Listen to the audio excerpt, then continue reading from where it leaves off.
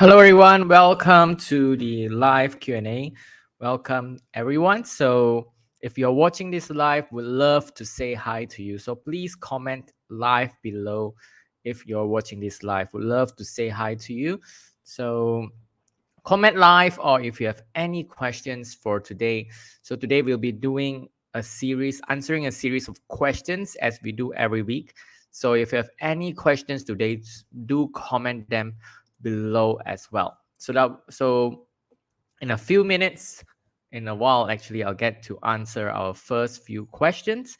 So if you're watching this live, comment live below, or if you have any marketing questions, please comment them below as well.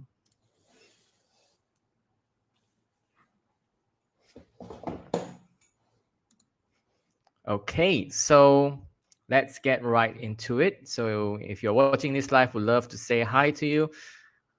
Comment live below. We'd love to say hi to you as well. Okay, so without further ado, let's get into today's question. So every week I will have questions from those who attended my webinars and those who were part of my programs as well. So let me just pull something up.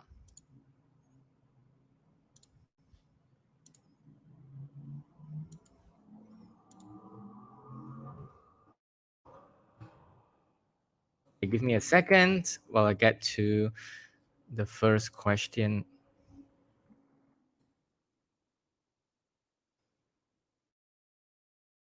Okay, hold on.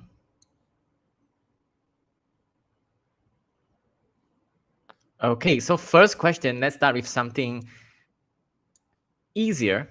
So this is a question from Angelica White. So Angelica asks, how can I see more of the post from companies I am following?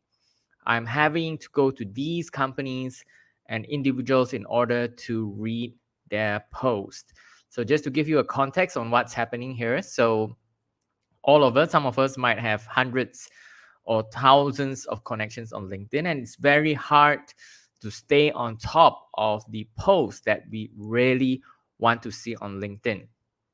So number one advice I would give here is really to clean up your connections, because based on the number of connections, so if you're connected to someone, most likely you will be following their profile too. So make sure that you clean up your connections so that you will be following the right profile. So if you have a huge number of connections, you will be seeing posts from all these connections as well. So number one, clean up your connections to see if you like to follow these profiles. Number two is when it comes to companies. So let's talk about companies first.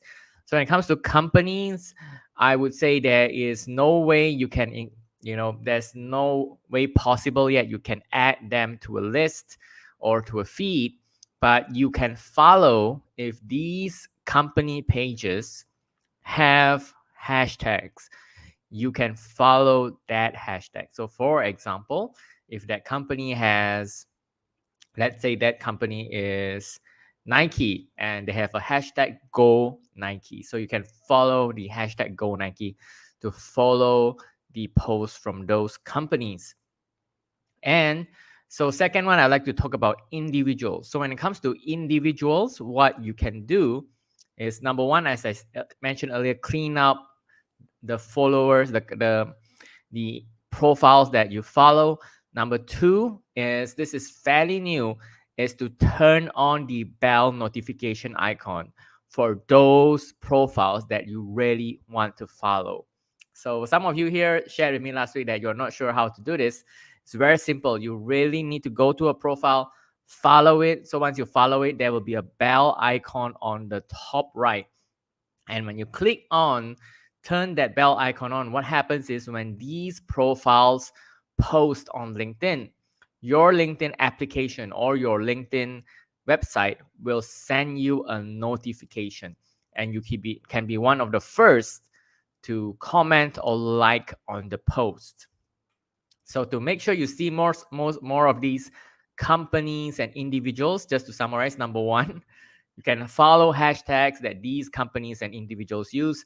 Number two, you can clean up those individuals and companies that you follow to make sure you only follow those that you want to see their content.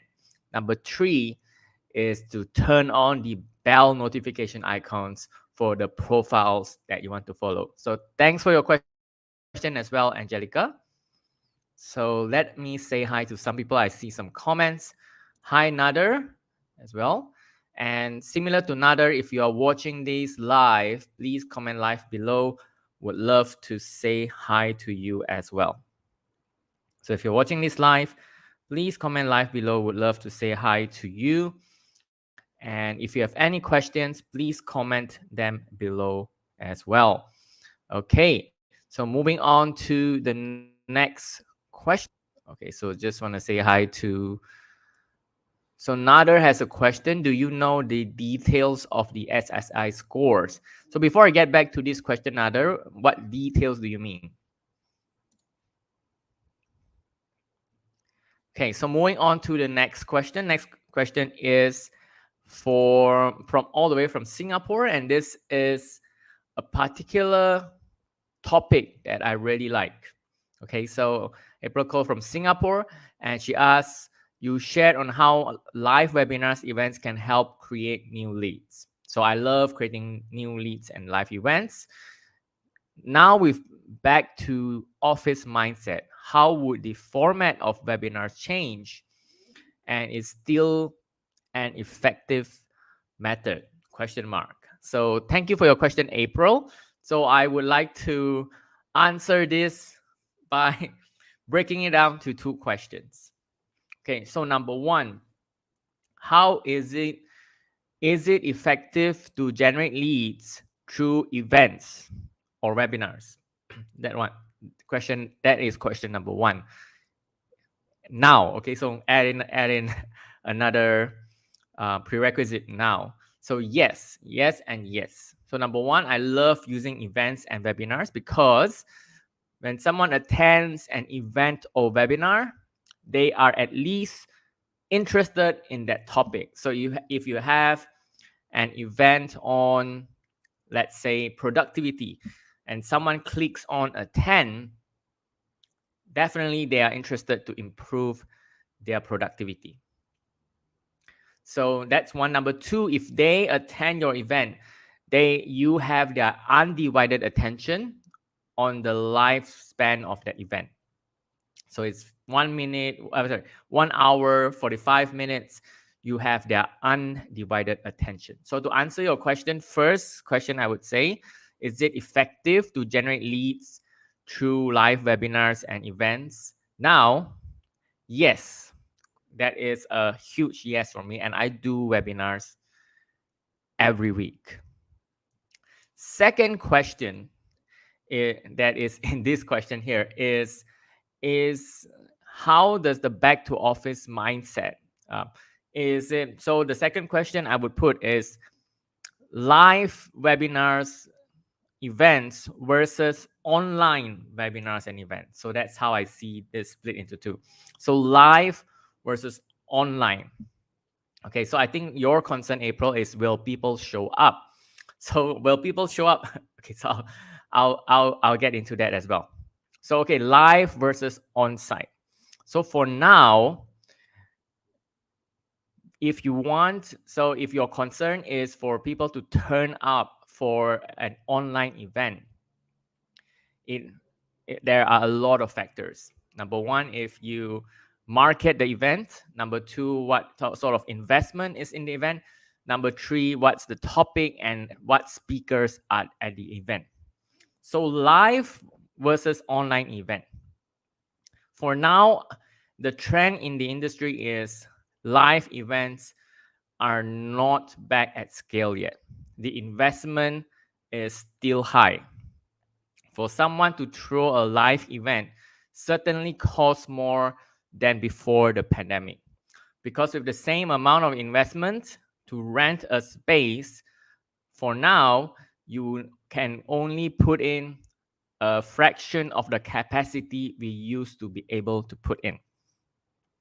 So the question, live versus online event. Live event. Sorry. A live event, the plus side is you get to create that immersive experience. You get a hall, you get to rent a hotel. When people come there, you have networking, you have food, you get to have an immersive experience. And people will love to take time out of the office. Let's say if we had a marketing conference, people will love to take the time out of the office to attend a conference. And it's if it's paid by for the company, that's also an incentive. If it's an online event, the challenge is, of course, to get people to show up. But in an online event, there is less investment. Okay, you don't have to rent a hotel room. Renting a Zoom webinar, or maybe even getting a virtual event team together to pull off an event will be much less of an investment of a physical event, full-fledged physical event at a hotel. So less investment. The key is, I think your question would be, would people show up for a virtual event? So back, like I said, there will be a number of factors, including how the marketing is done, who are the speakers, and how you get, what incentives there are to get them to show up.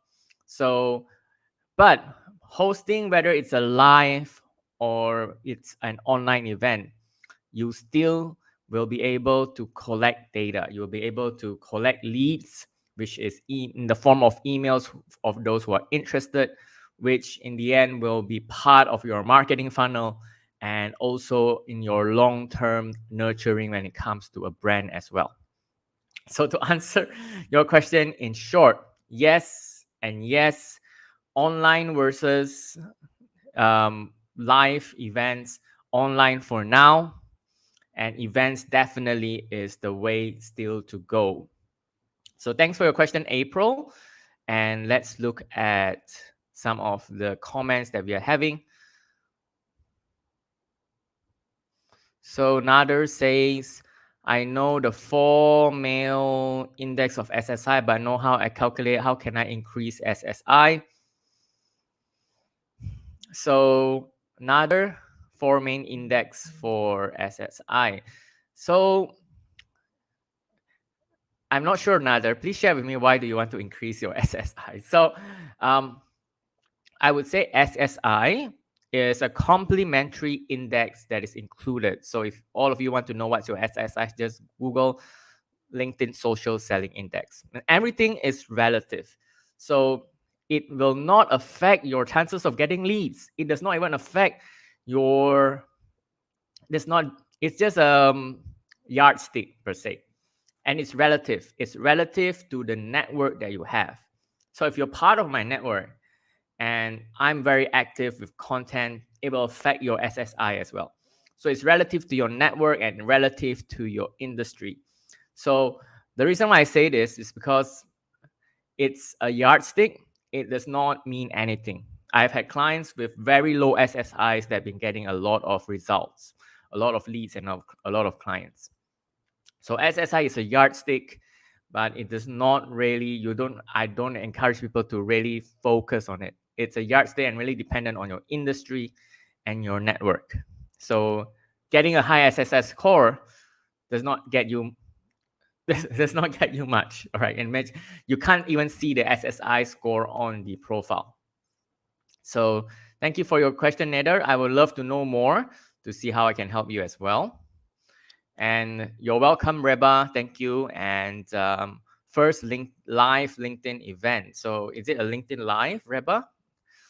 And Reba asked a question as well. Do you have a premium account to hold a live LinkedIn event?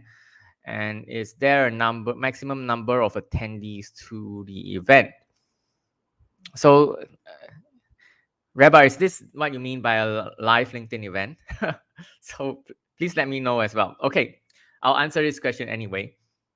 So Reba, just to let you know, this is a LinkedIn Live. Yes, thank you for watching. This is a LinkedIn Live.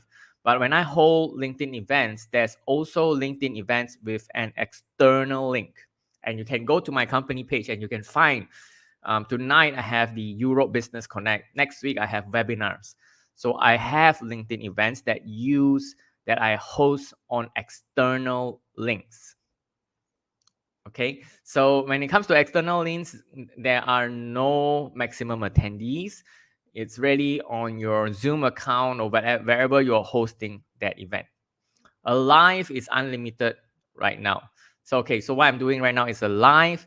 You can go and apply for this, Reba. Just go and search for LinkedIn Live application and then apply, and then you can get access to LinkedIn Live. And then I'm using a third-party software to host this. So go and look for StreamYard. And once you sync your StreamYard to your LinkedIn, you will be able to stream on LinkedIn unlimitedly as long as you want to stream, right? Unlimited streaming on LinkedIn Live. So just head on to StreamYard and connect your StreamYard to your LinkedIn. And also first, before that, apply for a LinkedIn Live event. So, but I would encourage, if your purpose was for lead generation, to host a LinkedIn event with an external link. That is what I normally do. So thank you for your question, Reba. And if you're watching live, for those of you who are watching this live, please comment live below as well. We love to see you and say hi to you. Or if you have any marketing questions, please comment below as well. Okay, so moving on to the next question. Okay, so Sam asks, what are the best practices that individual coaches can use to attract new clients? Okay, so I like the word here, attract. So individual coaches, so I work with a number of coaches on LinkedIn. So when it comes to coaches, coaches are also very active on LinkedIn. So the keyword here is to attract. So two ways you can do this, and it's really very make it. I'll summarize it in a very simple way. Number one, there needs to be an exchange of value. That means someone needs to learn something from you. There's an exchange of value. So in that exchange of value, especially for coaching clients, you want to coach someone who has a need and someone who is looking to learn. So how you can do that is through an exchange of value. And how you can have this small exchange of value is through educate, whether it's through content. So a content is an exchange of value. You can share about productivity, you can share about business, can be a business coach, can be a coach on freedom. So you can share knowledge out there on LinkedIn and have that exchange of value, and that's how you attract clients.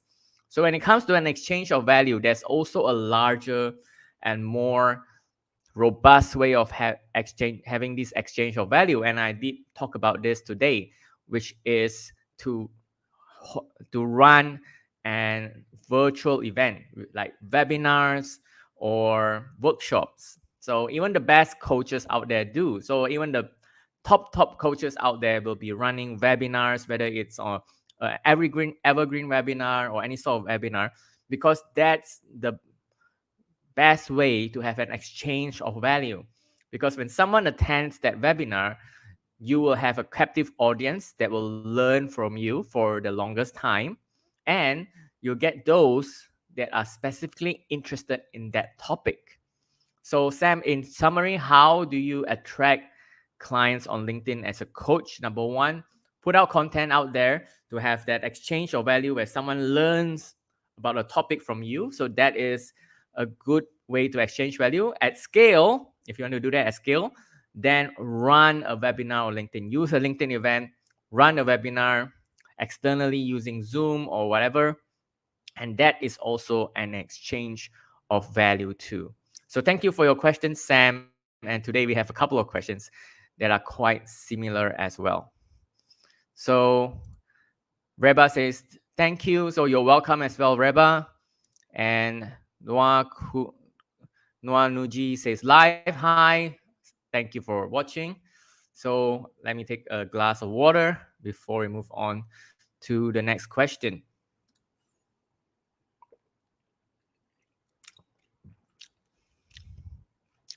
So next question is how to generate quality leads on LinkedIn. Okay, so this is very similar to Sam's question, and I chose this, which is as the next question. So how to generate quality leads on LinkedIn. So for me, so let's talk about quality first. So for me, a quality lead with those clients that I work with is those that are hungry for change or hungry to learn. So I know that Marchbridge who asked this question is a coach as well. So for coaches, the highest quality clients, quality leads are those who are hungry and those who are looking to learn. So how do you generate them? It's similar to how I answered Sam's question as well. Is you really need to educate on the platform. So the more content that you put out there, the more events, webinars that you run on LinkedIn, the more you are talking to these clients who are really looking to learn and make a change. So to generate quality leads is the same question. How do I get the highest quality fish? To get the highest quality fish, you need the highest quality bait. And the highest quality bait in LinkedIn terms is high quality content in terms of whether it's a social media post or a webinar. So that is in summary. Thank you for your question, Mashbrit. So moving on to the next question, which is quite similar as well. So before we move on to the next question, let me see what's the latest comment. Comment from Pramod. How can I increase clients ratio by using LinkedIn? So I don't really understand this question, Pramod. So perhaps you want to clarify what is clients. How do you get more clients? Do you mean that? And if so, that is not enough. If you say how to get more clients, what clients are you looking for, Pramod? So then I can answer your question more specifically. Okay, so last two questions for the day. So questions from Ralina. So this is quite similar as well to the previous two questions. How to use LinkedIn to generate leads as a B2B company? A question from Ralina. So when I work with companies, so I actually don't know what company is Ralina is working for. I assume, let's say, a B2B service or a B2B SaaS. So how to use LinkedIn to generate leads? There are three ways. Two ways I've just mentioned a lot. But number one, you can hard sell. I wouldn't say I never advocate this, but let's say you have a service or a B2B service or B2B SaaS. What you can do is to put it out there, create a LinkedIn ad. I offer B2B, let's say B2B accounting service. So I offer accounting services. So you just advertise to all the business owners in the UK, for example. Just advertise on LinkedIn. Spend a lot of money. It's not cheap. Spend a lot of money and say, we offer these services. If you're interested, click here and you can have a discovery call. So number one is advertise. Really go out there and advertise. And number two is similar to what I just mentioned. You can host online events. You can host webinars. So I'm an advocate of online events. I believe it's the best way to have an exchange of value. So host webinars, online events, that's how you generate leads at scale. Number three is, as mentioned many times today, through content. So the more content that you create and including a call to action in your content, educate, and then let them know how they can reach out to you, then you will generate leads through content as well. So three ways: LinkedIn advertising, going out and shouting on LinkedIn what you do. Number two, creating online events and webinars. Number three, through content. That's how you generate leads in a nutshell. So thank you for your question, Ralina. So let me check out the comments as well. So Pramod says, yes, more clients. Please share what more clients do you mean? Who are these clients you're looking for? So it's not magic as well. So please share with me, what are these clients you're looking for and what sort of business you're in? So we'd love to know that before I can answer your question as well. So moving on to the last question. So what are some of the creative ways to generate content? I ran out of ideas, says Stephanie Jado. Okay, so in context as well, I actually work with Stephanie when it comes to content.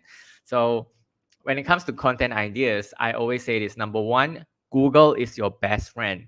So if on your topic or your business, just Google, and you will find people also ask. Okay, so people also ask are the best way to find content ideas. Number two, you can just look at competitor blogs as well that show up when you Google. So number one, Google is your friend. Number two is, this is actually what I've been doing recently, is to find the latest news. So any topic that you have, whether it's branding, whether it's coaching, or whether it's consulting, there will be a piece of latest news that is current to your topic. So create content in response to the latest news. Number three, I think the main thing I want to take away from here is, you don't need to reinvent the wheel. Your competitors, they are so Stephanie is a branding expert. Your competitors have been creating content. So just take their ideas and spin it and make it your own. Share your own insights. So there are so many ways to come up with content ideas, right? Google is number one. Use the latest news. Find inspiration from your competitors. You don't have to copy the whole content. Just use their ideas. And also, I think one more way that we can really use is what I'm doing here. So the best content comes from questions. So this one requires a bit of effort.